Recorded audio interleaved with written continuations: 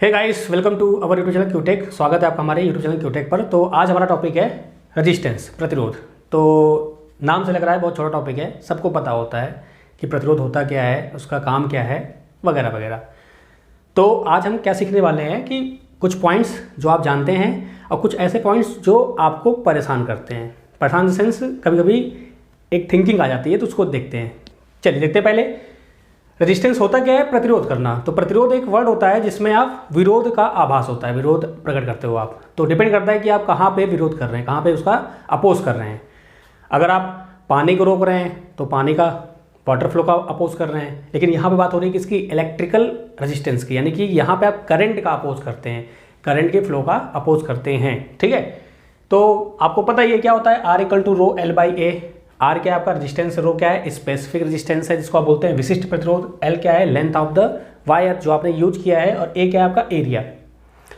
अब यहाँ बात आती है कि सर ये स्पेसिफिक रेजिस्टेंस होता क्या है। देखिए सिंपल सी बात है कि स्पेसिफिक रेजिस्टेंस मतलब होता है कि जो आपने मटेरियल यूज किया है उसकी प्रॉपर्टी। सपोज दैट आपके क्लास में 2-3 बच्चे हैं, सबका अलग अलग क्वांटिटी होता है, क्वालिटी होती है कि एक बहुत अच्छा है, एक थोड़ा ख़राब है, एक बहुत ख़राब है, समथिंग ऐसा ना। तो वैसे वायर भी होते हैं कि जब आप स्पेसिफिक रेजिस्टेंस की बात करते हैं तो आप पर्टिकुलर वायर को ही चूज करते हैं कि जहाँ पे आपका ये प्रतिरोध कम हो।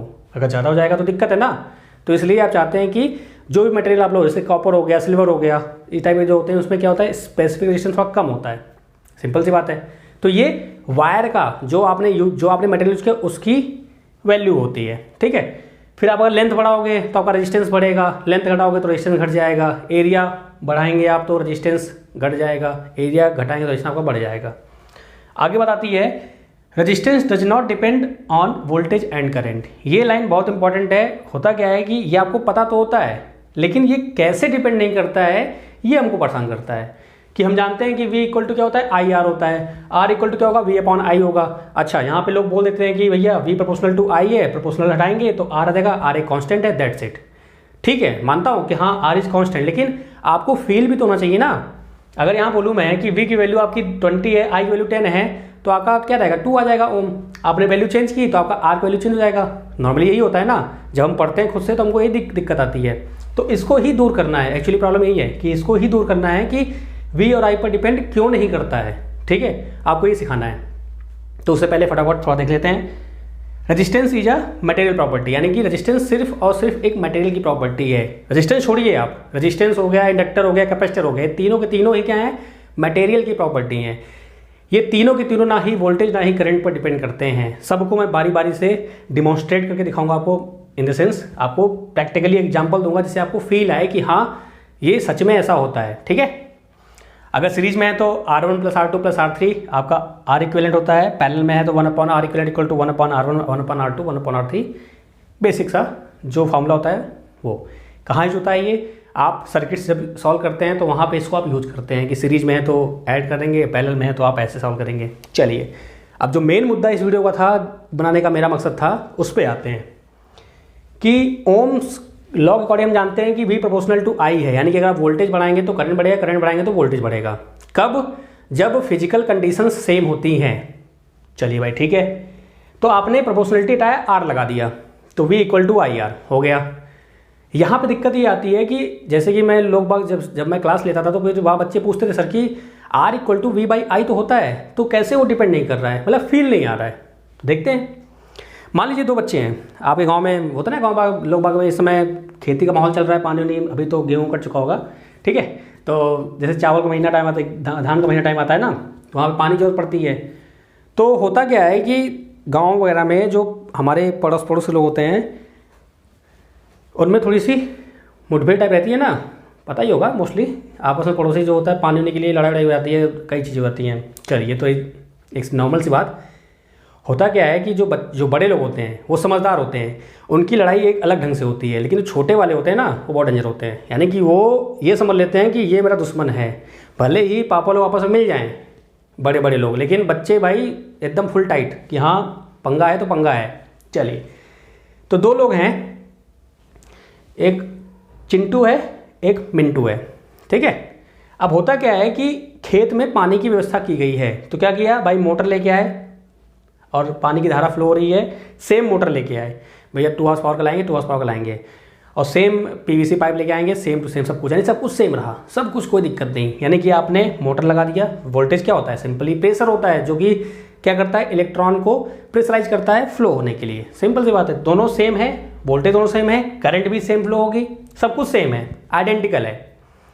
अब हुआ क्या कि भैया इस बंदे ने आके, चिंटू ने यहाँ पे आके कंकड़ लगा दिए पाइप में, कहा भाव पानी भरो। तो ऑब्वियस सी बात है कि जो पानी का फ्लो इस पाइप से जाएगा, इस पानी के फ्लो से ज़्यादा रहेगा। भाई इसमें कंकड़ पड़ चुके हैं, तो दिक्कत कहाँ आई, ना आपने वोल्टेज कम किया ना करंट कम हुई। सिंपल सी बात है, ना आपने वोल्टेज किया ना करंट यहाँ पे कम हुई। कम कहाँ हुई, जब ये बाहर निकल रहा है तब। बात सही में समझ में नहीं आई। यानी कि आपने पाइप के स्ट्रक्चर को ही चेंज कर दिया तो आपका करंट की वैल्यू ही चेंज हो गई। क्लियर है। तो इसलिए ये मटेरियल की प्रॉपर्टी होती है, ना वोल्टेज चेंज करते ना करंट चेंज करते हैं। अगर आपने मटेरियल को ही चेंज कर दिया, मटेरियल में पाइप में कुछ छेड़छाड़ कर दी, खोप दिया, कुछ भी कर दिया, फुहारा बना दिया, तो दिक्कत है। ठीक है। या आपने पाइप को ही फाड़ दिया, पाइप को फाड़ दोगे क्या होगा, पानी बहना शुरू हो जाएगा, जो कि आपकी रिक्वायरमेंट नहीं है। ठीक है। तो इसलिए रेजिस्टेंस जो होता है, ना वो वोल्टेज पर ना ही वो करंट पर डिपेंड करता है, वो सिर्फ और सिर्फ इस पाइप पर डिपेंड करता है जिसमें आपको छेड़खानी नहीं करनी है। ठीक है। और तभी ओम्स लॉ ने क्या बोला है कि V बढ़ेगा तो I बढ़ेगा। कंडीशन क्या है कि इस पाइप को आप छेड़ेंगे नहीं, अगर छेड़ देंगे तो फिर मामला गड़बड़ हो जाएगा। और इसको जो फॉलो करता है इसको आप क्या बोलते हैं, लीनियर एलिमेंट्स। तो ये बेसिक चीज़ें हैं। तो अभी थोड़ा सा ऑनलाइन का जो है अभी सेटअप लॉकडाउन की वजह से थोड़ा सा रुक रहा है। डोंट वरी, ऐसे थोड़े जो कॉन्सेप्ट्स होते हैं जो आपको परेशान करते हैं, वीडियोज आती रहेंगी ताकि आप थोड़ा सा मजे लेके पढ़े भी, तब तक जब तक लॉकडाउन आपका सही होता है फिर तुरंत लाइव क्लास शुरू कर देंगे। चलिए मिलते हैं फिर नेक्स्ट क्लास में। एक मिनट रुकिए, एक और पॉइंट भूल गए हम। यहाँ पे लिखा है R' = NR और R' = N²R। ये दो फॉर्मूले बहुत परेशान करते हैं। मोस्टली होता क्या है, ये सब पेपर्स में आता है कि एक वायर है 2 मीटर का, मैंने उसको खींच कर 4 मीटर कर दिया। अगर उसी वायर को मैंने खींच कर 4 मीटर किया है तो N² फॉर्मूला लगता है। अगर हमने दूसरा वायर लिया और वो पहले वायर का 2 गुना है तो N का फॉर्मूला लगता है। अगर इस फॉर्मूले आपको दिक्कत आती है तो कमेंट बताइए, मैं इसको सेपरेट आराम से आपको एग्जाम्पल लेके अच्छे से समझा दूंगा। ठीक है। तो इस वीडियो का मेन मोटो क्या था कि आपको थोड़ा फील आए कि रेजिस्टेंस वोल्टेज करंट पे डिपेंड नहीं करता है। अगर फिर भी कोई दिक्कत हो तो कमेंट में आप कमेंट कर सकते हैं, मोस्ट वेलकम है। तो फिर हंसते रहिए, मुस्कुराते रहिए। Bye bye, take care.